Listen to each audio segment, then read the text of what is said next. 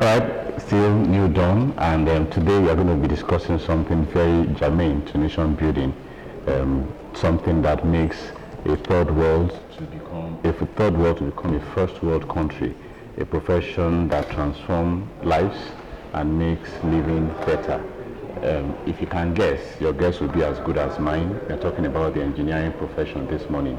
Tomorrow, 4th of March 2025, is the World Engineering Day as approved by UNESCO, and the theme for this year's edition is shaping a sustainable future through engineering. So that is the reason why we brought this lady and gentleman on set this morning to discuss this topic with us, shaping sustainable future through engineering.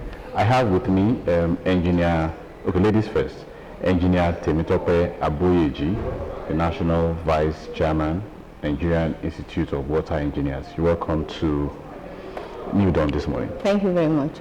Thank you for having me. All right. I also have a friend of mine, Engineer Olumayawaido, the Chairman, Engineer Site of Engineers, Abeokuta Branch.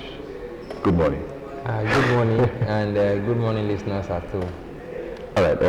I won't do ladies first. Maiwa, I will start with you. Why is engineering critical to sustainable development or nation building?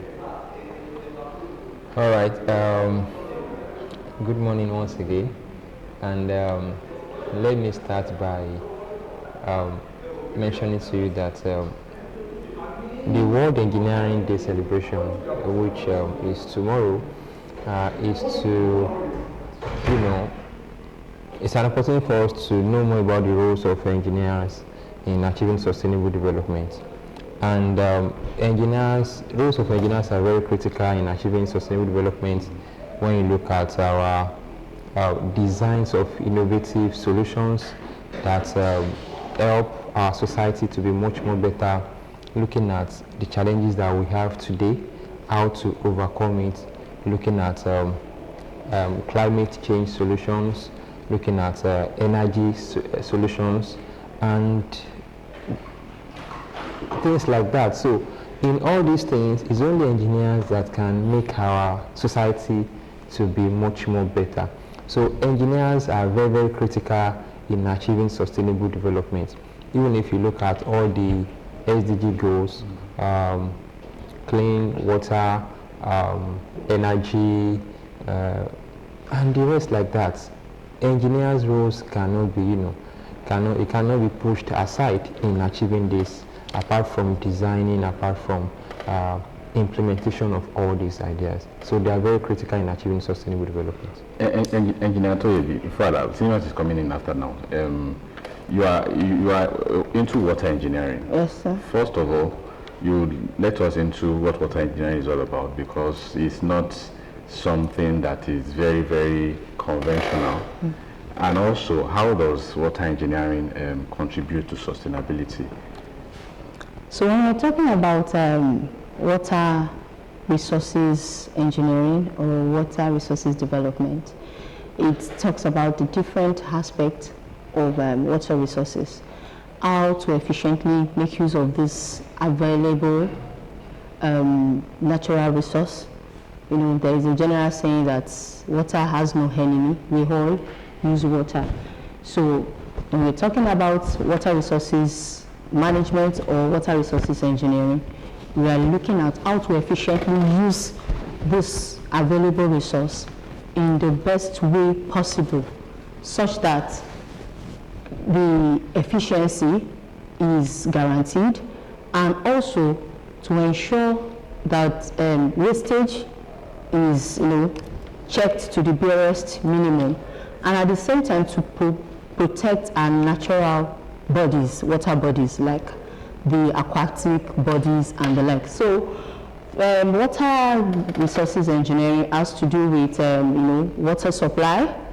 We talk about irrigation, and as agriculture. We are in the at this time we're saying a lot about food security and the likes. We cannot ensure all around here farming without irrigation.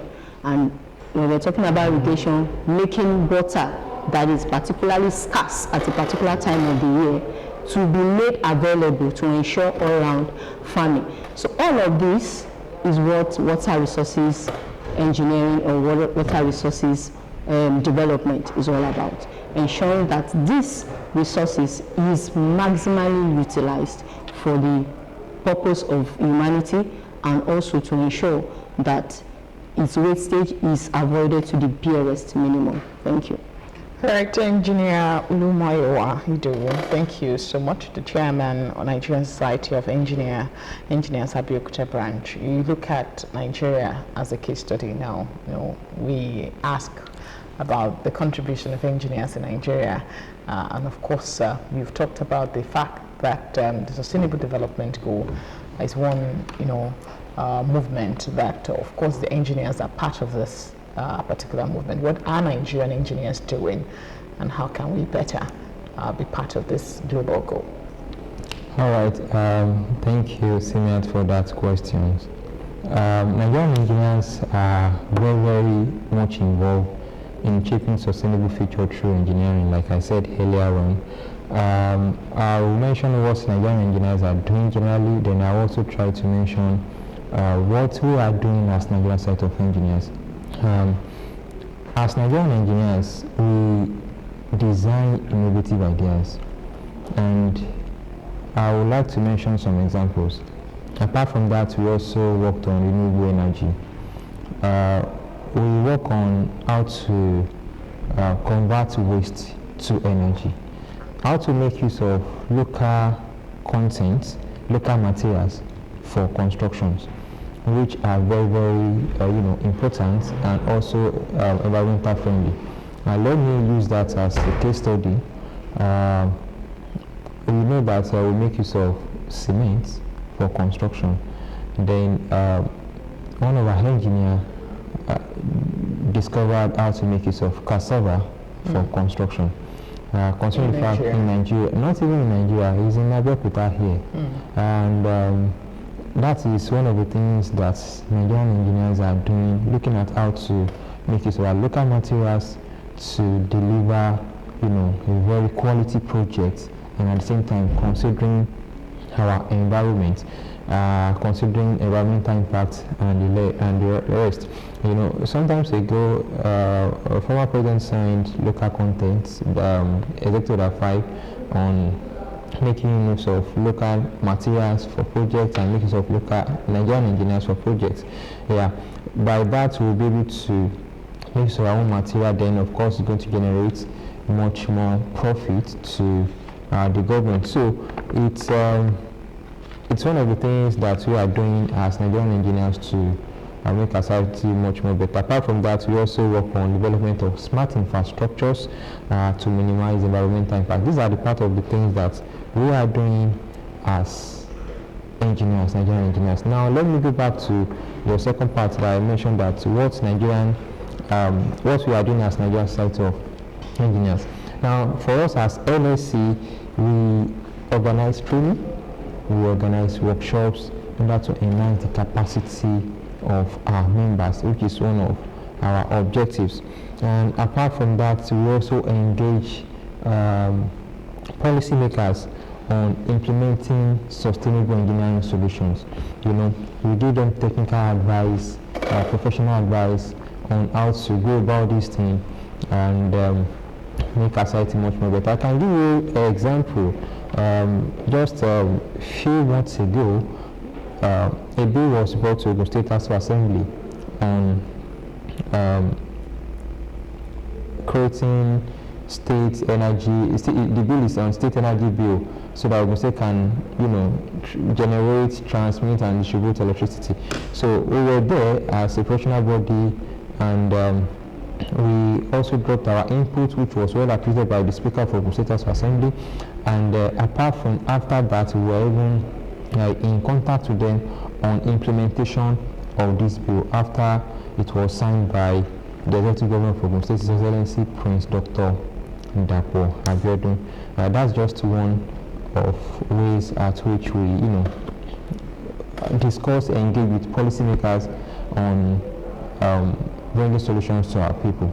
All right, Engineer Abueji, thank you so much for joining us. Thank you very much. There is this saying, I think recently they talked about women in engineering profession, and of course it has been a very tough decision in the past for women to be part of this particular profession. A lot of humanity courses are being pushed to the women, and or they push women to this, and of course I want you to tell us the experience as an engineer, female engineer, and what the future holds for female engineers. Thank you very much. I want to, of course, agree with you that when you talk about engineering, the female folks in the field are very few. I could remember then, as a civil engineering students, we had 11 of us out of 71 in class. And in fact, civil engineering is still an aspect of engineering where you still have more ladies. I think to top the list, we have more of them in electrical. Then civil, in mech, we only have 1 out of 150 guys. So right from the time of training, we are used to being among guys, and most times we compete together. And I believe Maiwa will agree with me, my chairman will agree with me, that for you to have a lady in the class as an engineering student, it shows that such a lady is actually determined. And most times, the guys cannot just push us back. So right from the time of training, we are meant to see yourself. In fact, there is no girl. We see ourselves as guys, you understand? So, and you raise up, and also having the mindset that the female folks in the field are few. So the few of us that are there, we encouraged ourselves, and most of us came out with very good grades. And also, as practicing engineers, I want to say that once you know what you're doing and you know what you stand for in the profession, in fact, I, for one, where I served in Kano State at that time, by the time I was leaving as a corps member, my boss had to comment that out of all the corps members he's been working with, that I stood out, despite the fact that I was the first female that worked with him. So it depends on your determination, it depends on what you think you're called out for, and you just facing your assignments and doing it with the necessary expertise that it requires. And being a female doesn't undermine you in any way when you come to think about it. Engineering is not about using the big brain to do the big work and like that. It has to do with application of scientific knowledge. So, and once the knowledge is there, most of the time you have men you're working with, you have other team members you're working with, you give them instructions and ensure that whatever instruction is given out is being implemented. So that is it. And looking at the future of female engineers, in fact, now we have the likes of APON, Association of Professional Women Engineers in Nigeria. APON is into encouraging and supporting the female students to go into STEM studies, science, technology, engineering, and mathematics.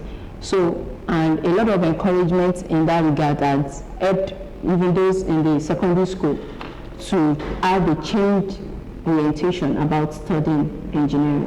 So I believe in the nearest future we will have many more females coming. If as medical students, ladies are not running away from medicine, so why should we run away from engineering?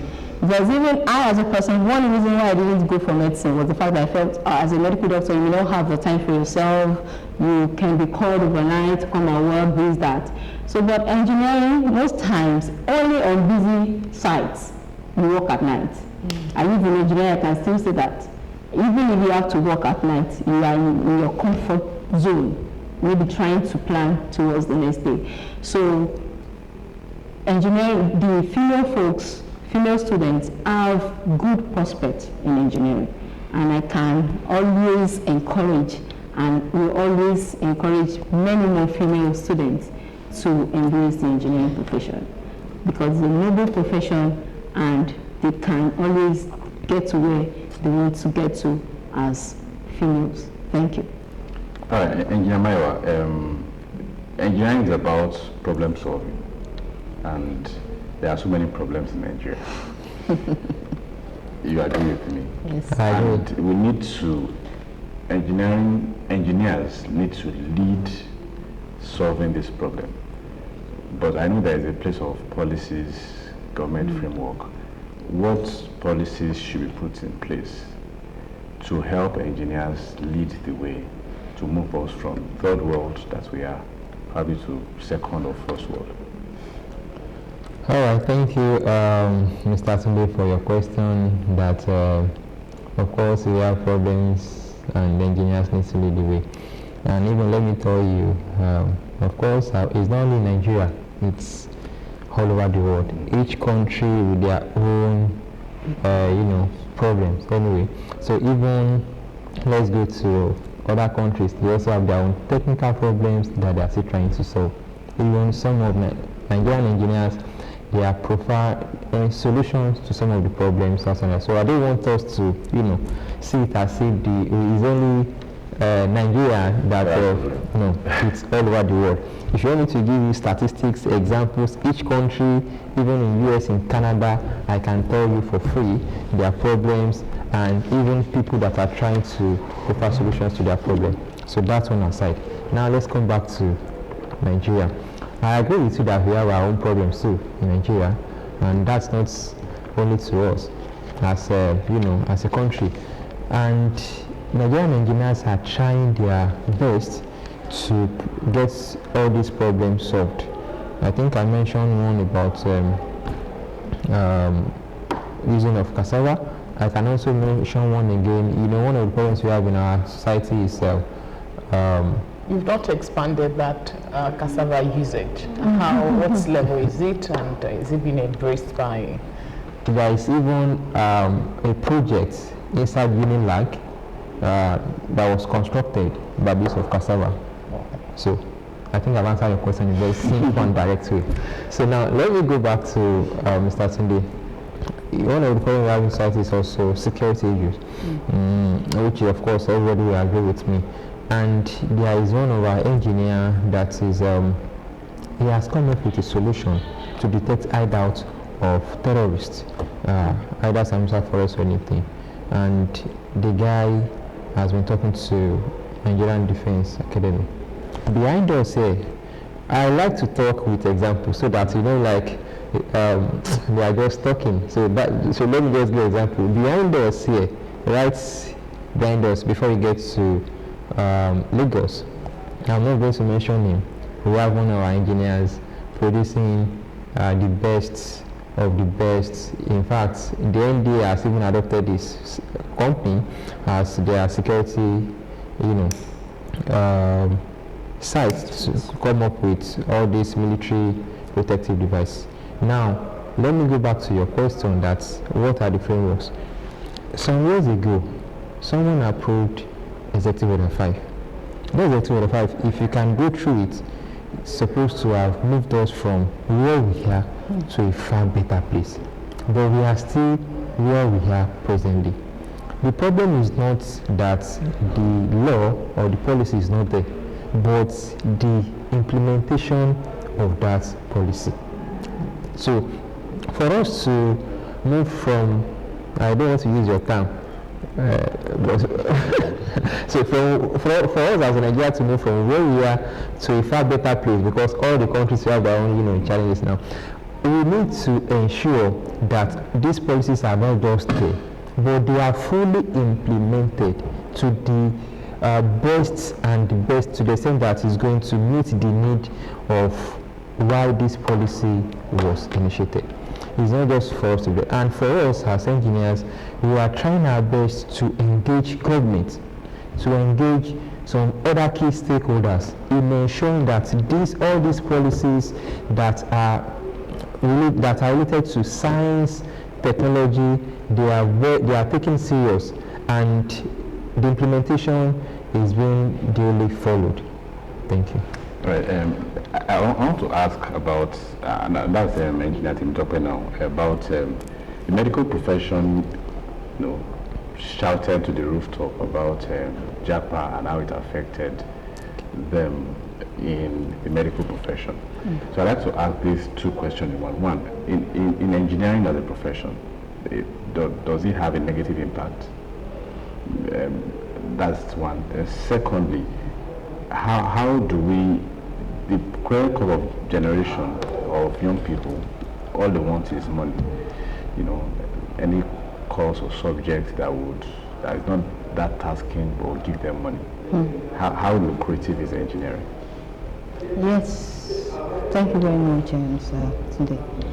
Engineering is highly lucrative depending on the individual involved and one's experience. Engineering has to do with being very good at what you're doing. And we are talking about, just yesterday, as if I knew this type of question was going to come up, I was saying it that I am not among the Nigerians that, after leaving the country to go and do what? Most times when some of these engineers, or when we leave the country, we are no longer practicing a profession for reasons that one of the reasons that you just mentioned now, after money. I believe going out for a professional course, I want to think it should be a calling. You should have the passion of the job, of the work. You should know what you stand for. And if you truly have this at the back of your mind, then it's either you leave the country to still do engineering and be fulfilled, or remain in the country. There are a lot of problems, just as you said the other time, in Nigeria that are yet to be solved. There are lots of innovations that we still need to come up with. We have our own local problems that, we don't need outsiders, or what is working outside there will not work perfectly with us. We need our own local content to be able to provide adequate solutions to this. So a lot of advantages are here in the country for engineers, and those that will maybe for one reason or the other prefer to leave the country, I believe it's either they do not have stand for something, or they are the profession is not of high importance to them, and they are not seeing themselves as a problem solver.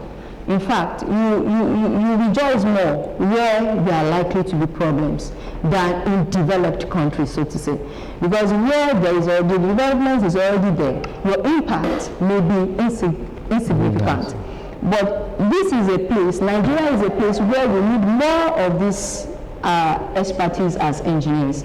And so, as an engineer in Nigeria, if you know what you are doing and you know what you are called out to do, then there are a lot of opportunities around, around us.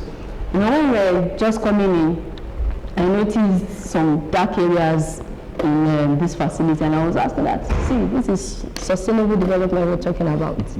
That maybe when this building was being, conceived, they may not, consider how much energy, electrical energy is going to be, consumed, and how to provide alternative, energy, requirements. And these are things as engineers that we should begin to think about. Engineering is not just about making innovations for the now. It's about having it sustained. If there is a process on ground, we should not just address the issue for the moment, but we should project into the future, and in 100 years time, 50 years time, will this system still be operable? Will it still bring maximum efficiency? Will it still, keep, making life better, which is the core reason for engineering innovations. Thank you. Okay, I think we need to also talk about something that a lot of Nigerians are familiar with. You have a lot of people being referred to as engineers. Even, we go to mechanic village, Even yourself, he's a mechanic, and you say he's an engineer. And we do this on a daily basis. And of course, maybe you should clarify and tell us what it is. What exactly is your association also doing to ensure that there is connection between the different engineers that we have in town? All right, different engineers we have in town. Clarify first. All right, okay. Well, we have only one engineer in town. Okay. So let me go back now. Thank you, Simiat, for that question. Engineering is like a family. Okay. What we're having tomorrow is World Engineering Day. It's not only for engineers, it's for all the members of engineering family. Now, like in a family, we have father, we have mother, we have children. Now, children, they have their own role to play as in a family. Mother, of course, she has her own role to play, maybe to cook and do all sorts of things. Father also to provide some of our needs. So the same thing in engineering family. We have different members. We are the members. Number one, we have craftsmen. Now these craftsmen are the ones with, let me say, they have no educational qualification, but they have these skills. We call them laborers at times. Some of them, they have these test guild certificates, all these Federal Ministry of Labor tests 2 or grade level, I can't, so kind of a thing. They have skills, but there is no, they don't have academic qualifications to, marry it with their skills to ensure they deliver satisfactorily. So they need to be under someone who is much more, who is more knowledgeable, that can guide them and also bring the work to completion. We also have technicians. Technicians, these are maybe ND holders, they have the theoretical aspect of what engineering is all about. They have little idea, and they also have, one way or the other, they've done some practicals, laboratory works. Of course, they know to a little extent. We have technologists too.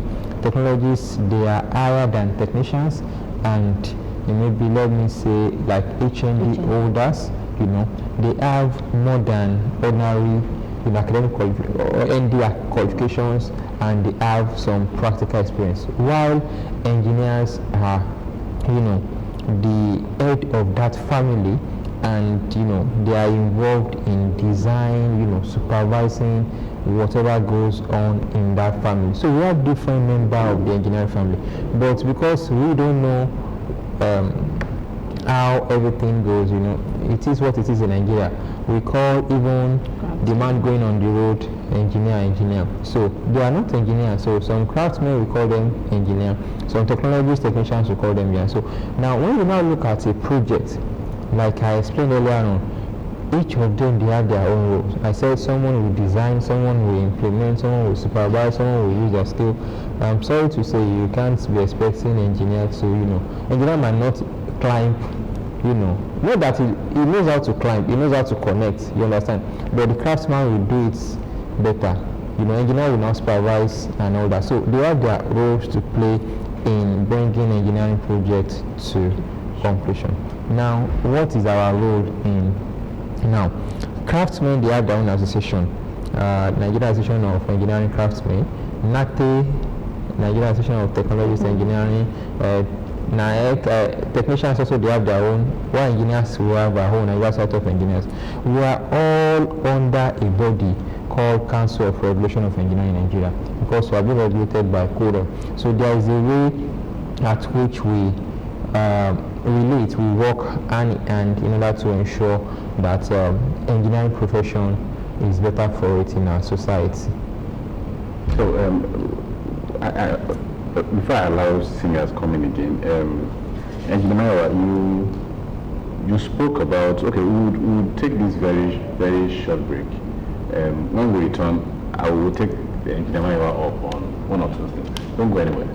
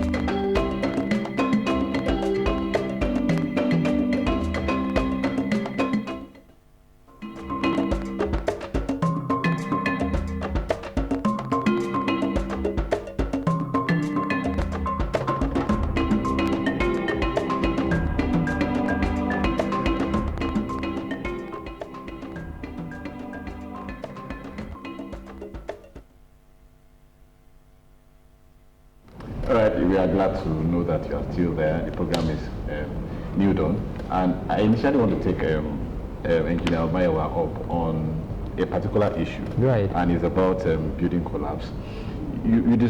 Building collapse has been a perennial thing in Nigeria ever since I know my name. Building has been collapsing, and you expect that to get better with so many regulations, so many professionals being involved, but we still do have building collapse. I would have said Engineer Tintoka should take up on that because she's civil engineer, but you are the chairman of NSC in Abeokuta, so I want you to talk. Maybe she would contribute to that.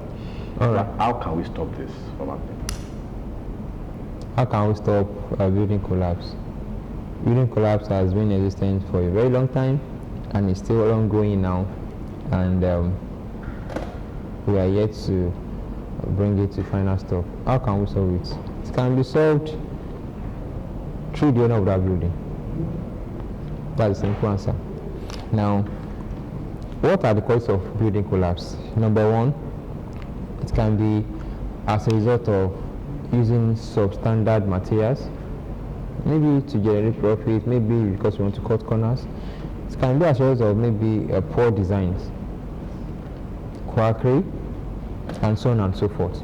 Now, I have a building, and this building is my own.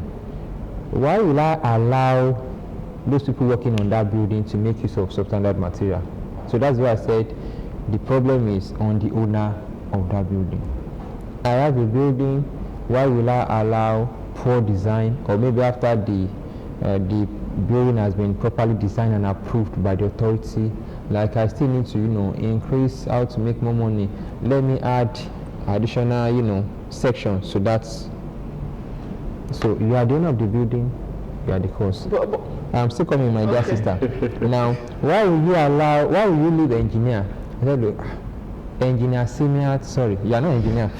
Engineer ABC will want to charge so amounts for that project. But because of I can't afford such, let me go for engineer XYZ, because engineer XYZ is not yet recognized as a professional, is not licensed, can't be called engineer, but maybe all these technicians also, but you can still do the work. Or let me use I don't want to mention other professionals to come and do engineering work. Who allows that? The owner of the building. So you are the cause. Now, where I'm going is this. If we know the right thing to do as the owner of that project, owner of that building, and we fail to do the right thing, we will still continue to have this problem. So you need to ensure that the owner of that project ensure that substandard materials are not used, professionals handle the project, proper designs, drawings are being followed. The other aspects that comes to, the professional body, let me say COREN or NSC regulation, can be easily tackled. So the main thing are the ones being caused by the owner of that project. I'm not saying COREN, NSC we are not going to continue to, do our advocacy. We are not going to continue to do our responsibility, which is ERM, Engineering Regulation Monitoring, go around to check all these things. I'm not saying we are not going to do that. We will continue to do that. We will intensify efforts in doing that in order to make sure that we bring building collapse to the barest minimum. But the major factor when we know the cause is what I've mentioned. These are the things I've mentioned earlier. Are you suggesting that the building collapses that we've had in the country are largely because of those reasons alone, and of course none of the professionals have been involved in buildings that are collapsing? Is that what you're suggesting now? I'm sorry, since we started this segment, I've been giving you examples, but I'm sorry I might not be able to give you examples in this because you're on the air. But let me tell you, I know what I'm saying. Okay. Now, I just want to get clarification on most that. of the building collapse, I mentioned 3 important things. I mentioned substandard material. I've mentioned... Because why I ask that question, because you keep saying allow. There are times when the owner of the building is not really knowledgeable enough to know that the product or whatever equipment you brought are substandard, and of course he just left it in there because he believes that the engineer on site is really a professional and should know what to be done. So what about profit making on the side of the engineers themselves to maximize their own profit when the owners now hand over a project to them? So there are ways to also regulate that in your profession. Okay, you want to answer? To respond to that. Okay, thank you. I want to say something that thank God for this type of program. At least this exposure to programs like this will further, educate people generally. Most times, just as my chairman said, the clients always majority of the fault. And once you are ready to erect a structure, the first thing you should do as an individual is to go for someone that has the expertise on what you want to do. When we are talking about erecting maybe a building structure now, someone that is able to just erect a bungalow may not be able to erect a story building. The fact that there is one bricklayer that is so experienced, and you have in the neighborhood 20 buildings that he has constructed, doesn't make him an engineer. So most people will just say, he was the one that built this, I like this, just build it exactly like this. What did he put together? You can't tell. But because this one has been standing for 5 years, this one has been standing for 10 years, let him do it. And that is where the problem lies. For you to erect a structure, you need, first and foremost, maybe an architect to help you come up with your plans, what you have in mind. Give it to an architect to come up with the structure and the architectural drawing. And after that, an architect should professionally know that he or she is limited. When we are talking about the structural stability of that building, then the work of the civil engineer comes in. The work of a structural engineer comes in. An architect may tell you, have this structure without no pillar. The main thing an architect most of the time is all after is the aesthetics. But the structural engineer, the civil engineer will tell, before we can erect this, we will need to do this. Even if we want it to stand without seeing a physical column or pillars, then we have to now make up for them in our beams. So that's where you go to a structure. At times, I could remember when they were building this Opic Plaza in Abeokuta here. People were like, what type of foundation is this? They are just digging. What do they want to build? They don't have the understanding because they don't know where you're going to. By the time you are running the foundation of a building that you know is going to 5 floors, and someone is coming and say, these people are just wasting material. You just see a client and say, when you cut the Babalagbaja and it was not, you are just wasting our money, engineer. Before you know it, the person engages another person that doesn't have the orientation of what the structure, for God's sake, you cannot, when you are constructing a warehouse, for example, or a shopping complex, the loading, what will be put in mind is different from when you are just erecting a residential building. A residential building per time maybe is on at very short time that you have maybe up to 20 people even in a building. But when you're talking about a shopping complex, it may be fully loaded per time. Apart from the human beings there, the load of the sellers, the materials they are bringing in, the loadings are different. These are things that will determine how deep your foundation will be, the type of columns you must have, the sizes, the reinforcements that will make those things to stand. So it takes an engineer to be able to design, having in mind the purpose of that structure. So you may have a 3-story building elsewhere, because the purpose is different. The loading may be different from another 3-story building. You don't just say it's a 3-story building. So because they use this size of rod, you want to waste my money. Engineer, okay, we'll call you later. and an engineer will start the project and will not be allowed to complete it. And as professionals, we have been trained. You shouldn't compromise. You should, as an engineer, you should be able to sleep. Either you are hearing over the news that 20 houses have collapsed in Abeokuta. As a professional, you should be able to build houses and be ready to sleep soundly, even when you hear that other houses are collapsing, because you know you have done the right thing. That is our calling, that is our training. So that is where all this lies. Proper design, then supervision. You might have designed, okay, BPMA needs design. The engineer, you engage an engineer, the engineer has given them the design. Was the engineer allowed to implement the design? Or you just brought a bricklayer in? Oh yeah, build cement and let's continue to raise. So it's a thing to have a design, it's a thing to follow the design. It's another thing to ensure that the right strength of all these materials are ensured during the construction process. So all of these, leads to building collapse. Right. Sorry, let me quickly add. She mentioned something earlier on that an engineer, you might say one engineer, that handle a project of maybe one-story building doesn't mean that same engineer can handle another one. Sorry. Now I want to link that with electrical engineers. We have a body called NEMSA, Nigerian Electricity Management Service Agency, under federal government, a government agency.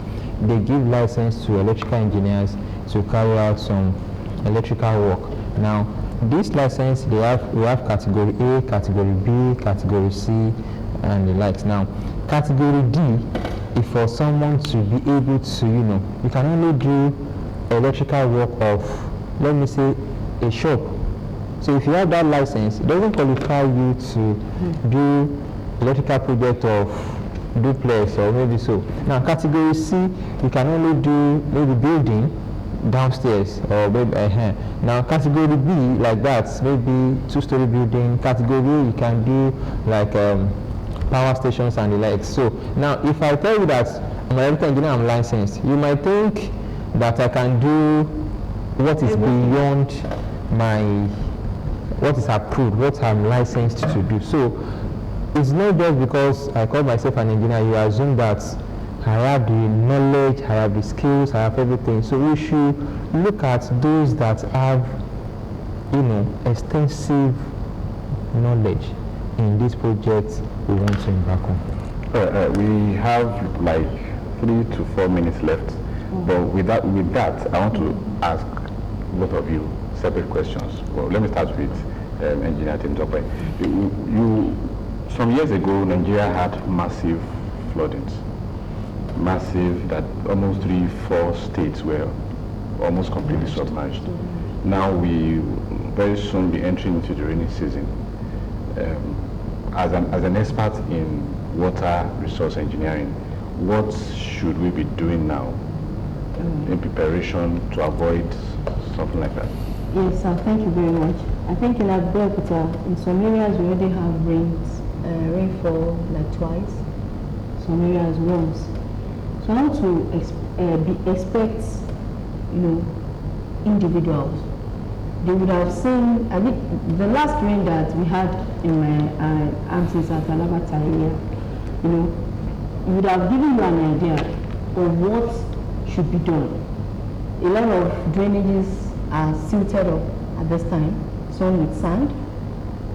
Individuals should learn, you should begin to clear them, make way for the intake of runoff water. And there are also areas where in waterways, maybe in the past few months since there were no rains, maybe the waterways, maybe there are maybe erection of maybe even makeshift shops and the likes are already put on waterways. These things should be evacuated. Then also our waste management.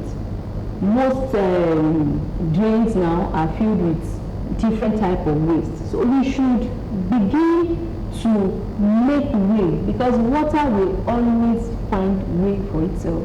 Once the normal route has been blocked for one reason or the other, and that is one of the major reasons why we have, unnecessary flooding.